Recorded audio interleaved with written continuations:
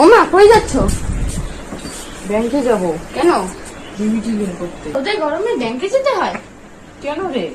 আমিই তো পারি মোবাইলে। তো দে, আমাকে করে দে তাহলে।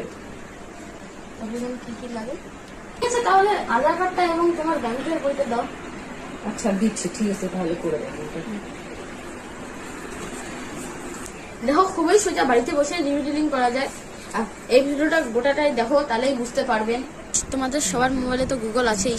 তারপর সেই গুগলে গিয়ে সার্চ করবে NPCI, তারপর সেই প্রথম লিঙ্কটাকেই টাচ করবে। তো এসে গেল। তারপর উপরের দিকে দেখবে 3 ডট রয়েছে, সেই 3 ডটে ট্যাপ করে এখানে দেখবে একটি লেখা এসে গেছে। সেই লেখাটি যে খুঁজবে কাস্টমার কোথায় আছে, সেই ক্লিক করবে। এসে গেছে, এখানে লেখাটি আছে ভারত আধার এনাবেলার শেডিং ব্যাস। এই লেখাটিতে ক্লিক করবে।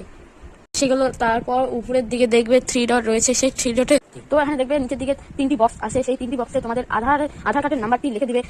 আমি যেমন আমার মার আধার কার্ডের নাম্বারটি লিখে দিলাম। সেটিং ব্যাংক লেখা আছে, সেই সেটিং ব্যাংকে ক্লিক করবে। যেমন আমার কানাডা ব্যাংক, আমি কানাডা ব্যাংকে ক্লিক করলাম। তারপরে তোমাদের যেটা ব্যাংকের নাম তোমরা সেখানে দিয়ে দেবে। এখন নিচের দিকে যাবে, দেখবে 3টি লেখা রয়েছে। সেই 3টি লেখার মধ্যে দেখবে ফ্রেশ শেডিং কোথায় রয়েছে, সেই ফ্রেশ শেডিং লেখাটি ট্যাপ করবে। নিচের দিকে দেখবে ফাঁকা 2টি বক্স রয়েছে, সেই 2টি বক্সে অ্যাকাউন্ট নাম্বার দিতে হবে। দেখবেন ছোট একটি বক্স রয়েছে, সেই ছোট বক্সে ক্লিক করে একটু নিচের দিকে যাবেন। সেই নিচের দিকে গিয়ে দেখবেন একটি ক্যাপচার আছে। সেই ক্যাপচারটিতে যেগুলি সংখ্যা রয়েছে সেগুলি সংখ্যা সব দেখে লিখে দিবেন, সাবমিট করে দিবেন। তারপর সাবমিট করার পর টার্মস অ্যান্ড কন্ডিশন আসবে। তারপর নিচের দিকে গিয়ে অ্যাগ্রি অ্যান্ড কন্টিনিউ, সেই অ্যাগ্রি অ্যান্ড কন্টিনিউ লেখাটিতে ক্লিক করবেন। তারপরে দেখবেন একটি লেখা রয়েছে।